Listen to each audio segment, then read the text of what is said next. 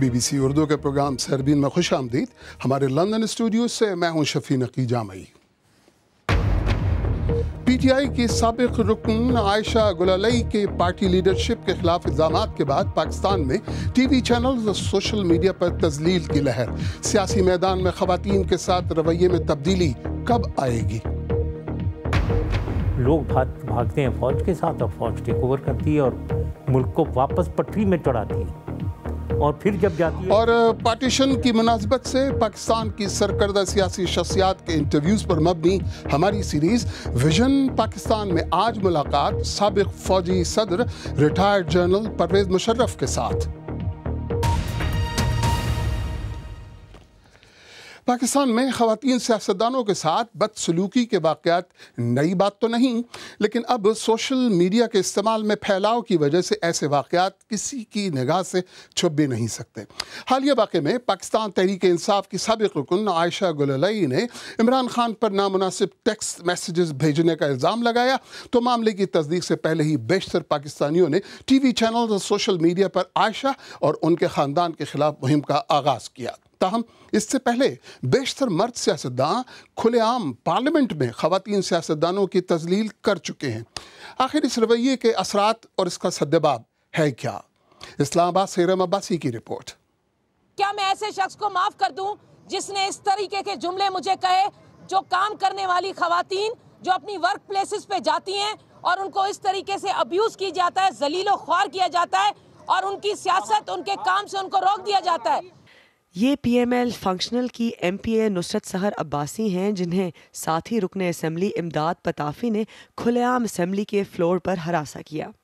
معافی کے بعد صلح صفائی تو کروا دی گئی، مگر اس کے پیچھے کار فرما سوچ کو ایک مرتبہ پھر نظر انداز کر دیا گیا. اس دفعہ تو میں نے یہ کچھ دیکھا اور دوسری خواتین کے ساتھ بھی کہ باقاعدہ وہ ابیوز لینگویج یوز کرنا، اس طرح کے جملے کسنا کہ جیسے ہم پتہ نہیں کہاں سے آ گئی خواتین. جس طرح میرے ساتھ اس دفعہ ہوا، اس چیز کو اتنا لوگوں نے برا محسوس کیا، اتنا اس کا ریئیکشن آیا کہ ان کی پارٹی لیڈرشپ نے بھی اس کا نوٹس لیا. لیکن صرف میری بات یہاں پر کہنے کا مقصد یہ کہ صرف نوٹسز نہ لیں، خدارا کوئی نہ کوئی سزا ضرور دیں. صرف سندھ اسمبلی میں ہی نہیں بلکہ یہاں قومی اسمبلی میں بھی ایسے کئی واقعات پیش آئے جہاں مرد وفاقی وزراء نے اپنی ساتھی خواتین رکن پارلیمان کے خلاف نازیبا جملے استعمال کیے. اور چند دن پہلے ایک اور خاتون سیاستدان عائشہ گلالئی نے عمران خان پر نامناسب ٹیکسٹ میسیجز بھیجنے کا الزام لگایا. معاملے کی تصدیق ہونے سے پہلے ہی بیشتر مقامی ٹی وی چینلز اور سوشل میڈیا یوزرز عائشہ اور ان کی بہن کو ہراساں کرنے میدان میں اتر آئے. انویسٹیگیٹ کرنا چاہیے، اس کی کور تک، باٹم تک پہنچنا چاہیے. اس کے بعد پھر کچھ اگر آپ لوگوں نے ڈیڈیوس کرنا ہے تو وہ کریں. ادر دین دیٹ اس سے پہلے اس طرح سے کرنا is very bad. We must ask ہم کہ بھی اور انویسٹیگیٹ کرنا چاہیے، پوچھنا چاہیے عمران خان کو کہ لیکن اس نے ایسا کیا ہے نہیں کیا. اینڈ اگر عائشہ کے پاس ایسا کچھ ہے، ایویڈنس ہے، تو شی مسٹ شو دیٹ. حالیہ واقعات نے ایک مرتبہ پھر ظاہر کیا ہے کہ پاکستان میں خواتین کے ساتھ امتیازی سلوک صرف گلی محلوں میں ہی نہیں بلکہ پاکستان کے سب سے معتبر ادارے پارلیمنٹ میں بھی ہوتا ہے، جس سے معاشرے میں خواتین کی صنفی تفریق کے خلاف جنگ مزید مشکل بننے کا خدشہ ہے. ارم عباسی، BBC نیوز، اسلام آباد. اور اسی موضوع پر مزید بات کرنے کے لیے ہمارے ساتھ لاہور سے براہ راست موجود ہیں Punjab commission on the status of women کی چیئرپرسن فوزیہ وقار صاحبہ. فوزیہ وقار صاحبہ، پاکستانی سیاست اور پارلیمنٹ میں خواتین کے ساتھ امتیازی سلوک کتنا بڑا مسئلہ ہے؟ آپ نے دیکھا کہ ابھی جو ریسنٹلی یہ مسئلہ ہوا ہے اور اس سے پہلے 6-7 اور واقعے پے در پے ہوئے ہیں، جس سے ظاہر ہوتا ہے کہ یہ کافی بڑا مسئلہ ہے، کیونکہ اس کے پیچھے کوئی ایک پارٹی نہیں ہے بلکہ ایک پوری سوچ ہے کہ خواتین کا کام اسمبلی میں نہیں بلکہ گھر پہ ہے. تو کیا کہیں گی، جتنا بڑا مسئلہ یہ ہے اسی حساب سے اس کا حل ڈھونڈنے کے لیے اتنی ہی بڑی اور سنجیدہ کوششیں بھی ہو رہی ہیں؟ میرے خیال سے اتنی زیادہ ابھی کوششیں اس لیول کی نہیں ہیں، کیونکہ یہ اس معاشرے کو ظاہر کرتی ہے، یہ ذہنیت ظاہر کرتا ہے یہ معاملہ بھی اور دوسرا بھی کہ خواتین کو بجائے ان کی صلاحیت کے، ان کے کپڑوں، ان کے آواز، ان کے حجم اور ان کے جو باقی بالوں کا سائز اور اس ٹائپ کی چیزوں سے جج کیا جاتا ہے. تو اس کے لیے جو معاشرتی رویہ چینج کرنا ہے اس کو آپ دیکھیے 1000 سال لگے ہیں یہاں تک پہنچنے میں، جو پیدرسری نظام ہے، اب اس کو بدلنے میں بھی کافی عرصہ چاہیے.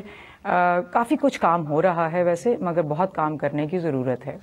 تو فوزیہ وقار صاحبہ، خواتین اراکین پارلیمنٹ کو ہراساں کیے جانے کے واقعات کی تحقیقات کے لیے خود اراکین پارلیمان پر مشتمل کمیٹیاں بھی تو بنی ہیں نا. سوال میرا یہ ہے وہ مؤثر کیوں نہیں ہیں؟ آپ بالکل صحیح کہہ رہے ہیں، کیونکہ قانون یہ لازم کرتا ہے کہ ہر ادارے میں خواتین کو جو ہراساں کیے جانے کے واقعات کے لیے کمیٹی بنے گی. اسمبلیوں میں بھی ہے، مگر اس معاملے کو اتنا سنجیدہ سمجھا ہی نہیں جاتا. اس پہ اکثر مذاق میں آپ دیکھیں بات اڑا دی جاتی ہے. اگر اس کا نوٹس لیا جاتا ہے تو بہت ہی لائٹ سا نوٹس لیا جاتا ہے. اگر آپ دیکھیں تو کسی ریلیجس ایلیمنٹ کے خلاف بات کی جائے یا ملٹری جو طاقتور ہیں ان کے خلاف بات کی جائے تو وہ تو سب لوگ اس کے آؤٹ ریج میں آ جاتے ہیں. پیمرا میں آپ دیکھیں 400 کمپلینٹس آ جاتی ہیں ان ایلیمنٹس کے بارے میں بات کرنے پہ، مگر عورتوں کو سیریسلی نہیں لیا جاتا، جس کی وجہ سے وہ کمیٹیاں بھی فعال نہیں ہوتی اور وہ خواتین بڑھ کے آگے خود بھی نہیں آتی ان کمیٹیوں میں. اچھا، مجھے اختصار میں یہ بتائیے گا فوزیہ وقار صاحبہ کہ خود امتیازی سلوک کو ختم کرنے کے سلسلے میں آپ کے ادارے نے کس قدر کام کیا ہے، کیا ہوا ہے؟ کچھ چند ایک باتیں بتا دیتی ہوں کہ ایک تو ہمارا جو مین کام ہے وہ پالیسیوں پہ کام کرنا ہے، ان کے لیے ہم نے دیکھا ہے. بٹ مین کام جو ہے وہ قانون کا اطلاق جو ہراساں کرنے کے لیے پہلے لیول پہ کمیٹیاں بنی ہیں کہ نہیں بنی اور کیا وہ فعال ہیں کہ نہیں، یہ تو ایک کام ہمارا ادارہ باقاعدگی سے کر رہا ہے. دوسرا یہ ہے کہ جو عورتیں لیڈرشپ پوزیشنز میں بہت کم ہیں، وہ ایک دوسرے کو سپورٹ بھی نہیں کر پاتی، تو ان کی تعداد بڑھانے کے لیے ہمارا ادارہ پنجاب میں بہت کافی ایکٹیو ہے. فوزیہ وقار صاحبہ بہت بہت شکریہ. بی بی سی اردو کے پروگرام سیربین میں آگے چل کر دیکھیے گا. ہم کانسٹیٹیوشن کو بچاتے ہوئے نیشن کو ختم نہیں کر سکتے، لیکن نیشن کو بچانے کے لیے کانسٹیٹیوشن کو تھوڑا سا نظر انداز کیا جا سکتا ہے. ہماری خصوصی سیریز ویژن پاکستان میں آج آپ کی ملاقات ہے سابق فوجی صدر ریٹائرڈ جنرل پرویز مشرف سے.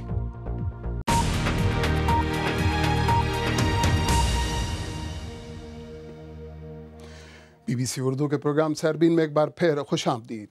تقسیم ہند اور قیام پاکستان کی 70ویں سالگرہ کی مناسبت سے B B C Urdu Pakistani سیاستدانوں کے ساتھ ویژن پاکستان نامی انٹرویوز کی خصوصی سیریز پیش کر رہی ہے. اس میں سیاستدانوں سے پاکستان کے ماضی اور مستقبل پر گفتگو ہے.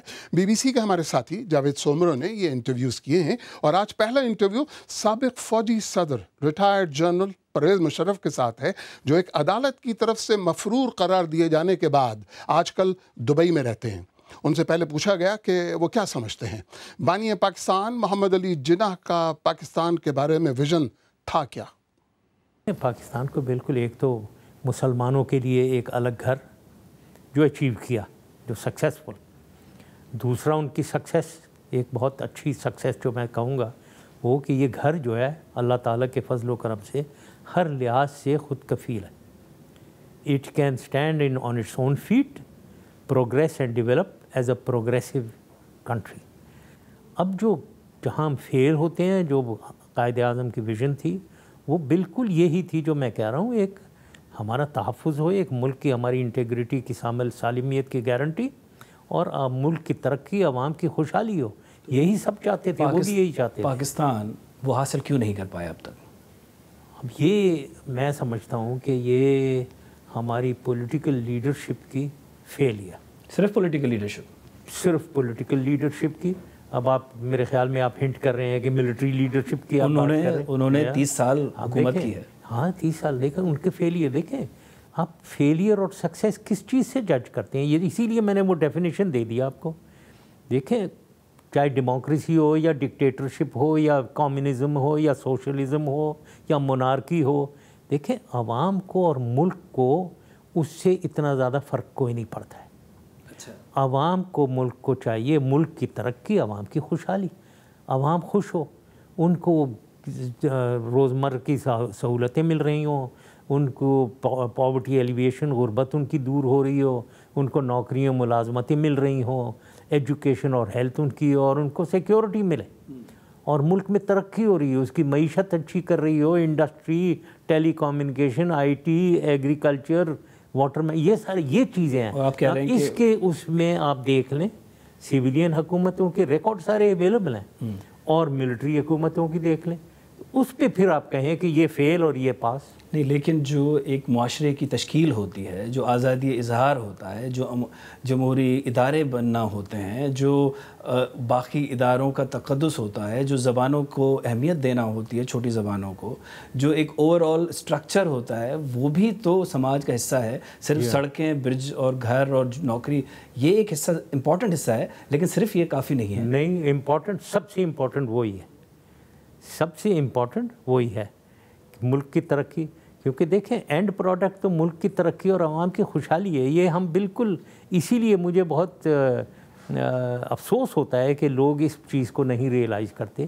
دیکھیں عوام, ملک کس چیز کے لیے ہے؟ لوگوں کے لیے ہے نا, 20 کروڑ عوام کے لیے ہے.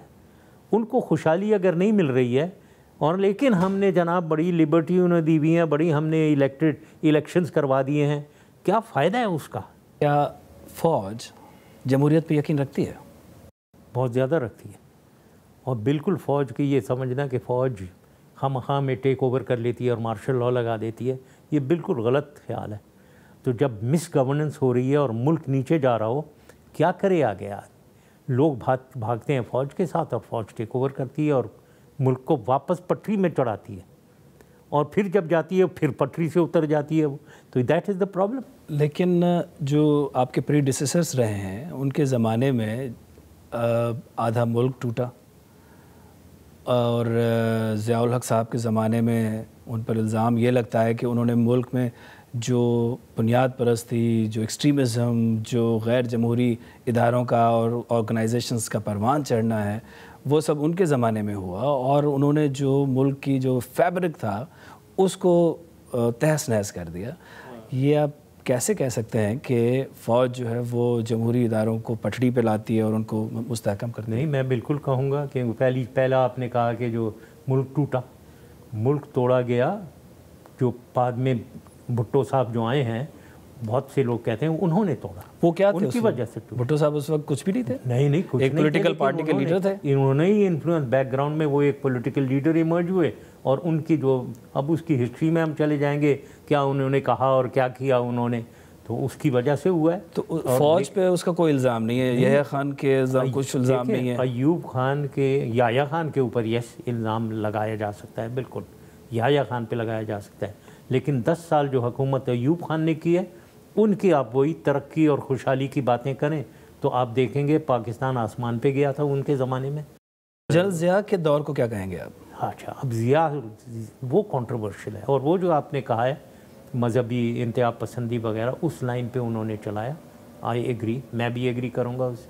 بالکل انہوں نے ایسی راہ چنا کہ جس کا اثر ابھی بھی پاکستان میں ہے. آرمی کیا سمجھتی ہے جمہوریت کیا ہے؟ کیا سویلین کے انڈر ہونا جمہوریت کا ایک اہم حصہ ہے یا نہیں؟ ہے, بہت ہے, لیکن اس جمہوریت کی رسپانسبلٹیز ہیں. وہ جمہوریت الیکٹڈ گورنمنٹ بیٹھنے سے نہیں ہوتی ہے, وہ اس کی شروعات ہے. جو الیکٹڈ گورنمنٹ بیٹھی ہوئی ہے, کیسے وہ ڈیلیور کرتی ہے ملک اور عوام کے لیے, وہ ہے جمہوریت. لیکن میرا سوال یہ ہے کہ کانسٹیٹیوشن کو آپ کیا سمجھتے ہیں؟ ملک کا جو کانسٹیٹیوشن ہے اس کو آپ یا فوج کیا سمجھتی ہے؟ دیکھیں, کانسٹیٹیوشن سیکروسینکٹ ہے, لیکن اگر کانسٹیٹیوشن سے زیادہ نیشن سیکروسینکٹ ہے. ہم کانسٹیٹیوشن کو بچاتے ہوئے نیشن کو ختم نہیں کر سکتے, لیکن نیشن کو بچانے کے لیے کانسٹیٹیوشن کو تھوڑا سا نظر انداز کیا جا سکتا ہے. سویلینز کے بارے میں آپ کا کیا خیال ہے؟ آج کل کی جو سویلین قیادت ہے اس کو آرمی کس نظر سے دیکھتی ہے؟ وہ کیا سمجھتے ہیں کہ وہ کیا کر رہے ہیں, کیا کرنا چاہتے ہیں, ان پہ ان کو کوئی بھروسہ ہے نہیں ہے, کیا سمجھتے ہیں ان کے بارے میں؟ دیکھیں, آرمی کی ہیرارکی کا تو مجھے نہیں پتہ ہے ان کے کیا ایٹیٹیوڈز ہیں, میں نے ان سے پوچھا بھی نہیں ہے, نہ میں کانٹیکٹ میں ہوں. لیکن مجھے آرمی کا پتہ ہے کہ وہ ڈیفینیٹلی ملک کی صورتحال سے خوش نہیں ہے, ناٹ ایٹ آل. کبھی خوش ہوتے ہیں؟